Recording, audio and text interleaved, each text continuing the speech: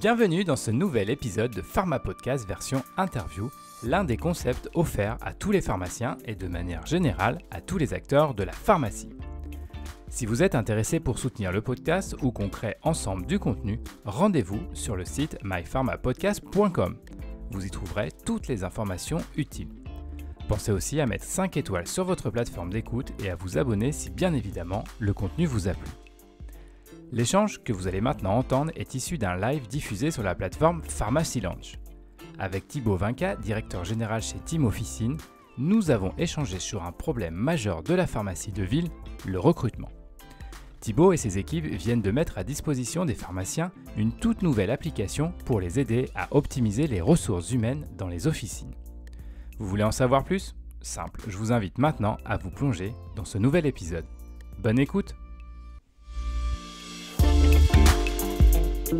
Bienvenue tout d'abord à tous dans ce nouveau live Pharmacy Lounge. Nous sommes encore une fois très heureux de vous retrouver pour une nouvelle interview autour de votre quotidien, vous les acteurs de la pharmacie.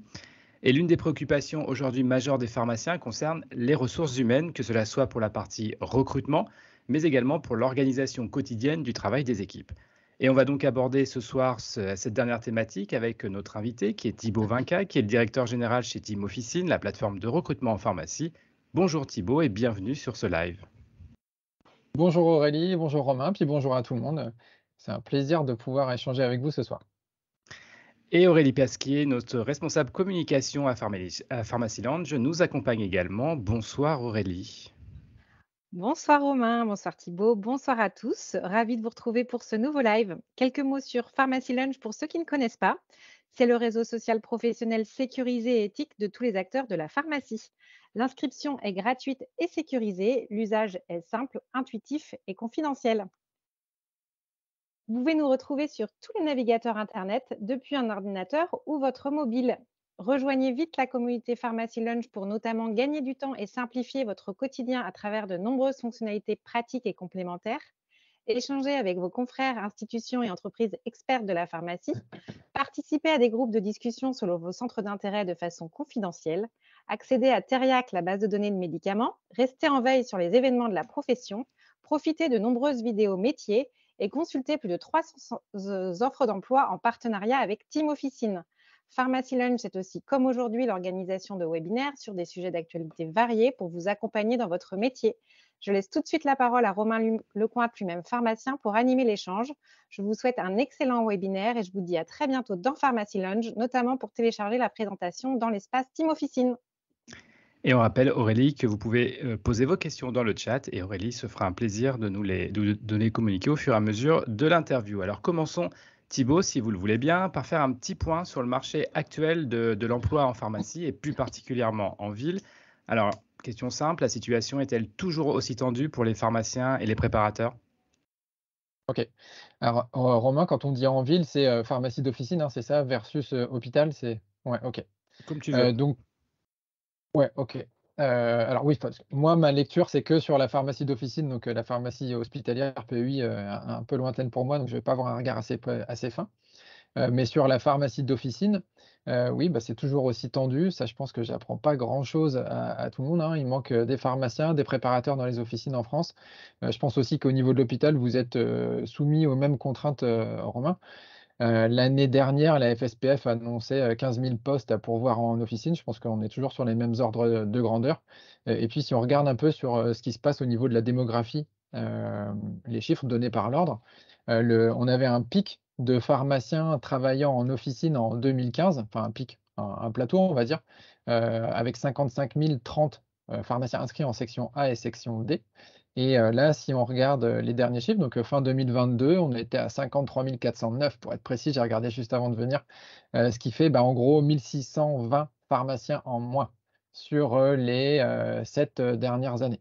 Et on n'est clairement pas sur un épiphénomène comme ça, 2022, on est sur une pente descendante, un peu en mode toboggan, quoi, donc pas super rassurant. Les 2 dernières rentrées aussi universitaires pour les deuxièmes années en pharmacie font se poser quelques questions. L'année dernière, on était à moins 1000 étudiants, enfin il manquait 1000 étudiants sur les bancs de la fac en deuxième année, et cette année, c'est un peu mieux, mais enfin on va dire que c'est moins pire. Il en manque que 400 ou entre 400 et 500, j'ai pas le chiffre précis, plutôt proche de 500, quoi. Donc ouais et puis, bah, les préparateurs, je pense que c'est aussi, on n'a pas de chiffre très précis, mais c'est aussi tendu, quoi. Donc ouais, c'est tendu, voilà.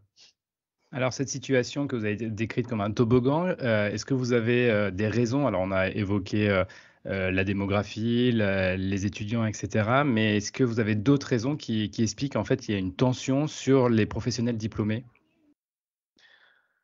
Les raisons, elles sont multiples, c'est pas, une raison particulière et on pourrait y passer, plusieurs heures on pourrait passer plusieurs heures à débattre, sur le sujet. Je pense qu'on va du moins, je vais essayer de pas en parler trop longtemps parce que, enfin, chacun y va de son avis, si on regarde un peu à droite, à gauche, ce qui peut se dire, plus ou moins précis, il y a enfin, ce qu'on voit, vit aujourd'hui, donc si on remonte à 2015, finalement, c'est ce qui s'est passé il y a, 7 ans, plus 7 ans d'études, enfin ou 6 quoi, donc ça remonte à déjà quasiment 15 ans.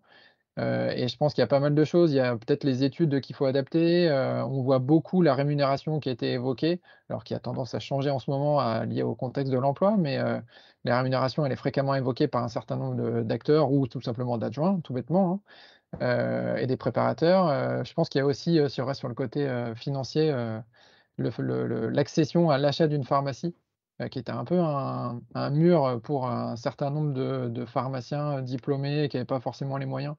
Alors ça a évolué aussi, mais je pense que ça doit jouer dans la balance. Il y a les problèmes démographiques que tu as cités, Romain. Je pense qu'il y a aussi le rapport au travail qui évolue avec les générations, avec, des aspirations différentes, fonction des générations, des trucs tout bêtes, hein, mais le fait de travailler le samedi, le fait, d'avoir des horaires, plus tard que d'autres. Alors même si on est sur du 35 heures et quand je dis ça, je suis pas en train de le cautionner, mais, je fais que rapporter des choses.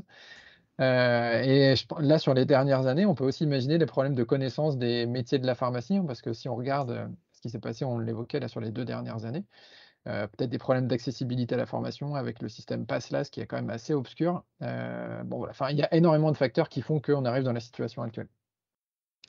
Et comment vous, chez Team Officine, où vous êtes, spécialisé dans le recrutement en officine, vous voyez l'avenir? Bah, je pense qu'il y a un gros besoin d'adaptation, de la profession dans son ensemble. Alors à commencer par les études parce que ça vient de là. Alors ça s'est fait au niveau des préparateurs en pharmacie avec, le DUST. Là le BP est définitivement enterré. On n'a que des étudiants qui sont en DUST, donc je pense que ça va dans le bon sens. Au niveau de la pharmacie, pour avoir échangé quelques fois avec, des personnes de la conférence des doyens ou, au niveau de l'APEX, l'association pour la pharmacie expérimentale, ils réfléchissent beaucoup à faire évoluer aussi la formation et de ce que j'ai pu entendre à mon humble niveau, je pense que ça va dans le bon sens. Alors est-ce que ça va aller assez vite ou pas? Je sais pas. Donc ouais, faut qu'il y ait une adaptation au niveau des études, ça c'est certain, au niveau de la visibilité pour les études et puis après au niveau, professionnel aussi parce que, bah, comme dans plein d'autres professions, le métier évolue, on peut citer plein de choses, hein, les nouvelles missions, la digitalisation, le manque de diplômes, ça c'est une évidence, bah, finalement les pharmacies et j'espère, les instances vont devoir faire des choix, à ce niveau-là. Alors enfin, pareil, on pourra en parler très longtemps, mais je vais donner des pistes de réflexion. Est-ce que, par exemple, le fait d'avoir, enfin, dans les pharmacies, il y a une obligation du nombre de diplômes par rapport au CA, ça je pense que tout le monde le sait, j'apprends rien. Est-ce que c'est toujours pertinent d'inclure le chiffre d'affaires de la dermocosmétique dans ce calcul? Bon, je sais pas. Si je suis dans ma pharmacie et que j'ai, il y a aussi un positionnement de pharmacien titulaire. Est-ce que le fait d'avoir, 50 de mon CA sur la dermocosmétique, c'est pertinent par rapport au contexte actuel? Je pose des questions. Est-ce que, au final, on va pas finir par aller vers de l'hyperspécialisation comme on a pu voir ou comme on voit chez les biologistes, où, bah, leur métier a évolué assez rapidement finalement, je sais pas, alors c'est pareil, je suis pas trop dans la section biologie, mais, on va dire sur une dizaine d'années, ça a quand même pas mal bougé, lié au regroupement, l'ouverture du capital, tout ce qu'on veut. Mais je pense que aussi le fait d'avoir moins de diplômés fait que, bah, ils ont été obligés peut-être de s'hyper spécialiser. Aujourd'hui, on a des pharmaciens biologistes qui font, plus trop le métier d'il y a 10-15 ans, quoi. Et si on regarde dans d'autres professions, chez les ophtalmos par exemple, bon, on peut parler facilement parce que j'ai des lunettes, Romain, je vois que toi aussi. Le parcours chez un ophtalmo aujourd'hui, c'est, cadencé, rythmé et l'ophtalmo, on le voit à 3 minutes, quoi. Avant, on passe par, la secrétaire, l'orthoptiste, l'ophtalmo qui valide et on retourne par la case secrétaire.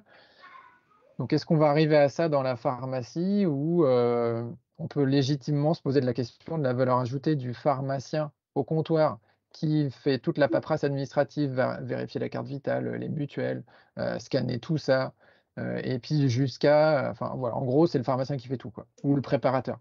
Donc, il y a peut-être un intermédiaire à trouver, contraint ou forcé, mais va y avoir des obligations, qui vont arriver par la porte ou la fenêtre parce que s'il manque des diplômes, va falloir trouver des solutions. Voilà. Est-ce qu'on a des premières questions, Aurélie, dans le chat? Alors, pas de première question dans le chat à l'heure actuelle, mais des questions plutôt sur l'outil que vous allez nous présenter juste par la suite.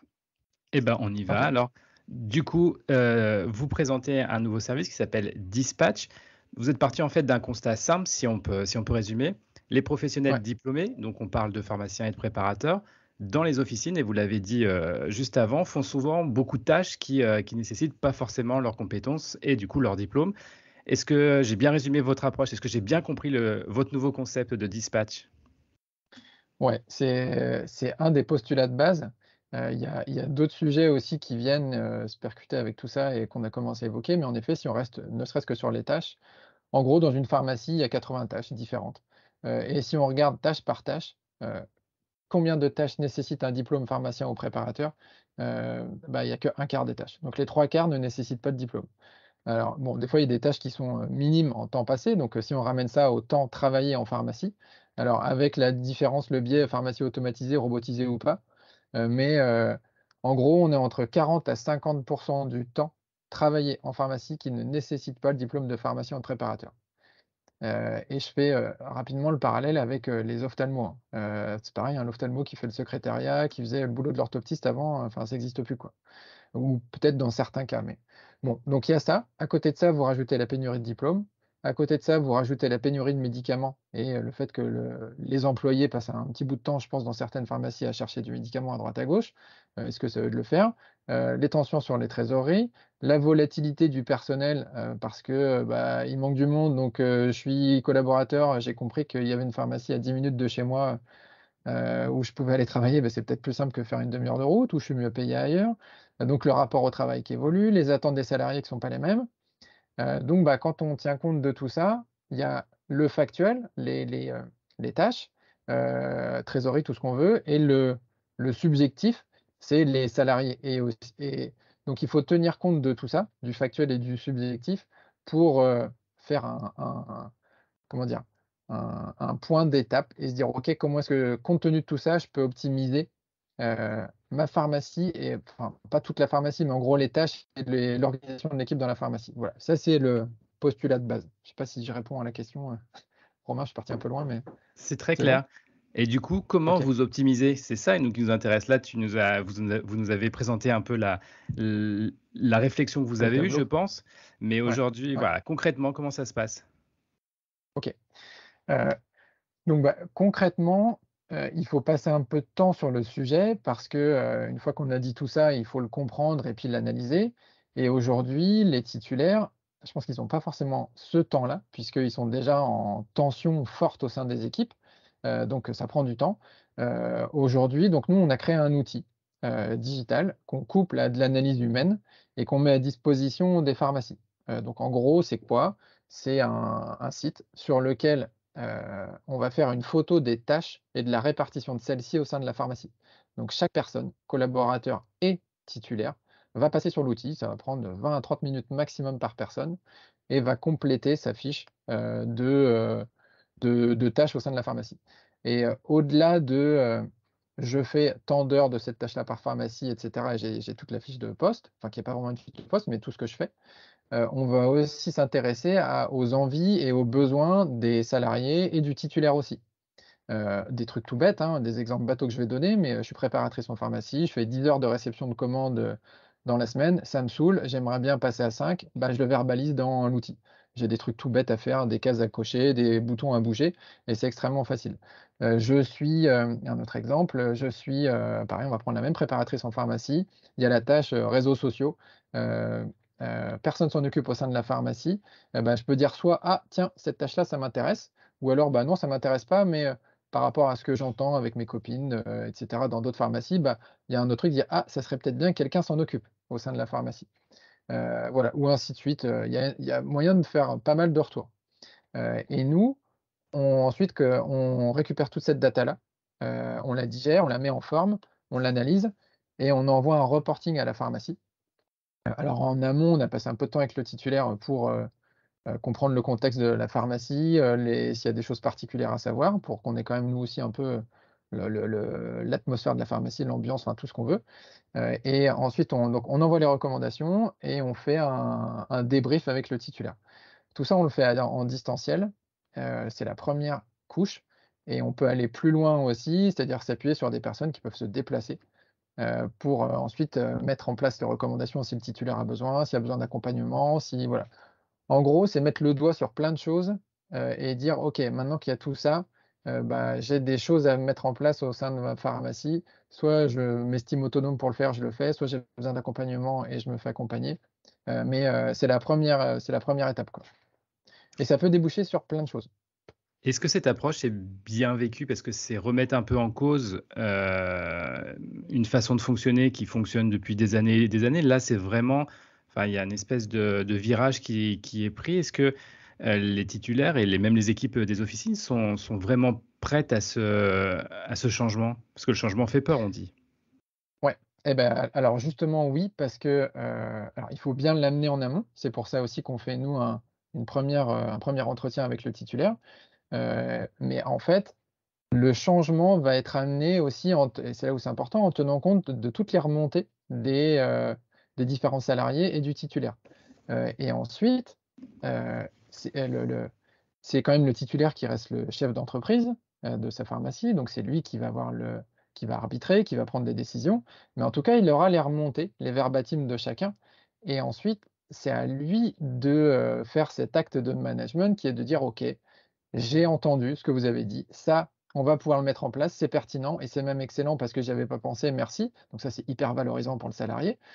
Ou alors, ça, bah non, on peut pas, mais je le justifie. On peut pas parce que pour telle et telle raison, enfin, j'ai pas d'exemple précis à donner, mais voilà, à partir du moment où c'est justifié et que c'est bien justifié, bah, en face, le collaborateur, il y a aucune raison qu'il le comprenne pas. Bon alors, mis à part certaines exceptions, hein, il y a toujours des cas particuliers, mais voilà. La communication, elle est hyper importante là-dedans. Et au final, ça fait remonter plein de choses que les pharmaciens n'ont peut-être pas le temps ou ne prennent pas le temps, ça dépend des cas, d'aller, sonder, gratter et cetera.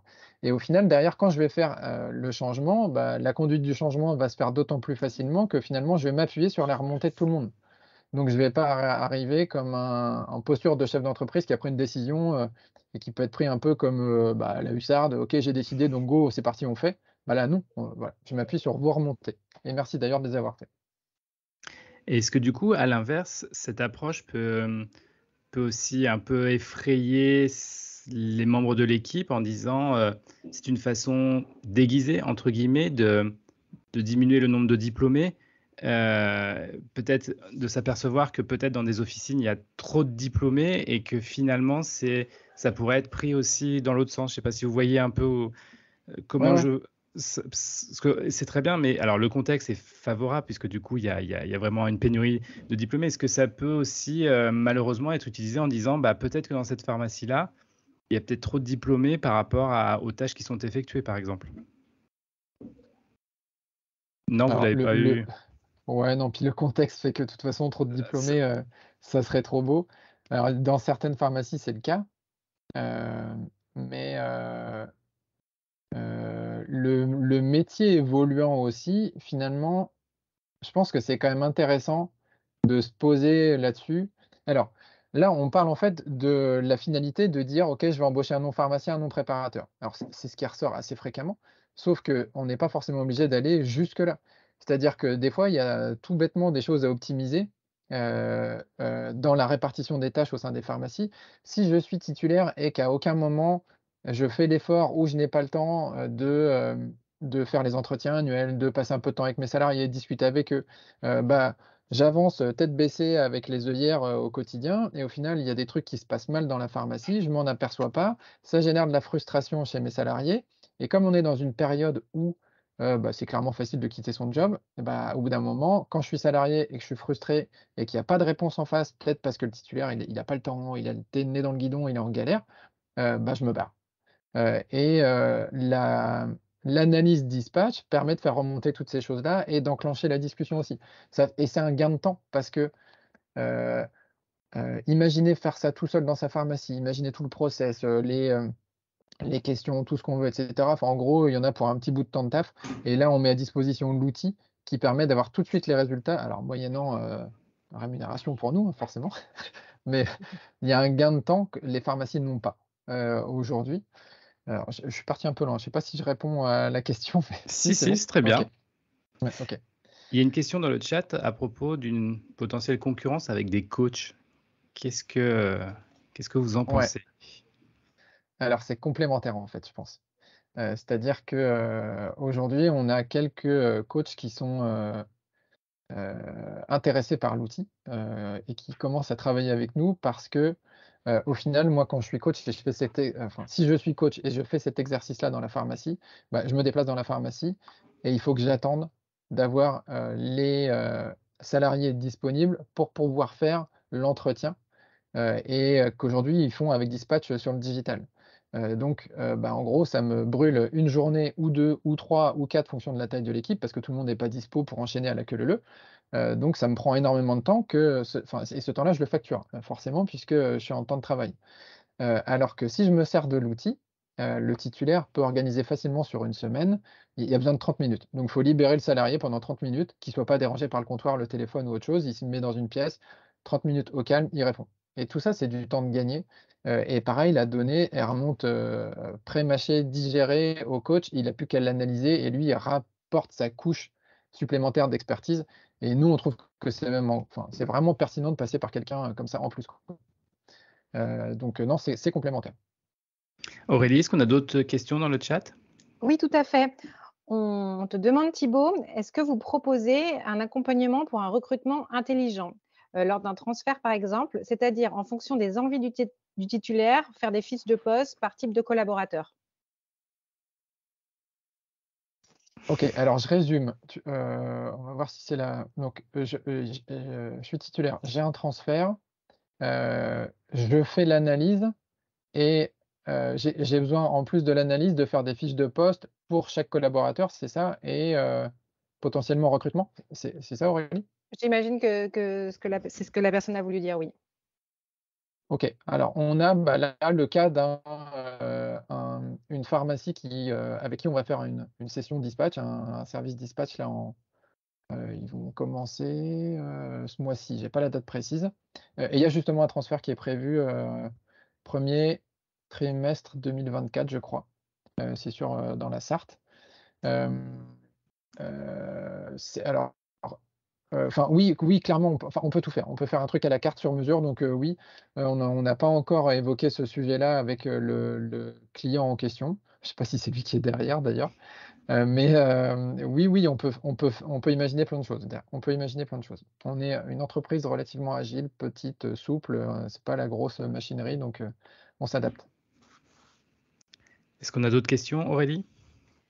Oui, est-ce qu'on peut oui. Oui, on pourrait.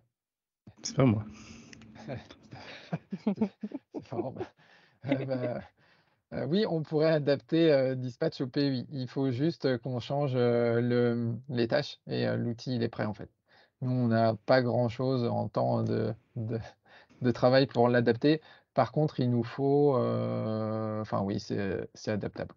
C'est adaptable à d'autres verticales métiers aussi, on pourrait très bien le faire pour les notaires, pour les experts comptables, voilà. C'est dans Est-ce les qu'on a... cartons chez nous, hein, pour ça que C'est dans les tuyaux. Aurélie, d'autres Une questions, d'autres question sur remarques? les Thibaut, combien de ouais. personnes ont déjà testé le service dispatch? Alors le dispatch, on l'a testé, en fait, on n'est pas arrivé avec un service tout fait, qu'on a proposé. On a voulu, se baser beaucoup sur des remontées de terrain aussi. Donc les 4 premières pharmacies avec qui on l'a fait, c'était les forme, de test alpha si vous voulez. Donc on s'est déplacé dans les pharmacies et on a testé l'outil en étant à côté des titulaires, à côté des salariés qui remplissaient leurs fiches et à chaque fois, on améliorait l'outil pour arriver à la fin de la 4e pharmacie avec un outil qui était qu'on estimait globalement, hem intéressant et utilisable pardon, sans qu'on ait à se déplacer. Et ensuite, on a fait 4 pharmacies, 3 ou 4, j'ai plus le chiffre précis en tête, ce que nous on appelle on va dire en bêta quoi, en phase de pré-commercialisation où on a là vendu le produit, et on a toujours continué de l'améliorer puisque, voilà, on continue encore de l'améliorer. Donc là, pour le moment, on est à 8, on a un peu moins de 10 pharmacies, et là, ça doit être la 9e ou 10e avec qui on va faire, ce mois-ci. Et du coup, où peut-on, pour conclure, où peut-on vous retrouver tous les renseignements sur ce nouveau concept? OK. Alors notre site internet, c'est Team Officine. Donc là, on fait du recrutement sur Team Officine. Si vous allez sur Google ou n'importe quel moteur de recherche et que vous tapez Team Officine Dispatch, vous allez retomber sur la home du site. Vous pouvez également nous contacter, sur, le contact de, Team Officine. Sur les réseaux sociaux, on est présent sur, tous, Facebook, Insta, LinkedIn. Je suis particulièrement présent sur LinkedIn. Thibaut Winka, W-I-N-K-A. Téléphone, mail, enfin voilà. Vous allez réussir à nous joindre ou alors vous demandez à Romain et Aurélie de Pharmacy Lunch, ils feront le relais. Merci d'ailleurs, Avec je vous grand remercie par plaisir. avance. Et bien sûr, vous pouvez prolonger les échanges sur le sujet et télécharger la présentation dans l'espace Team Officine de Pharmacy Lunch.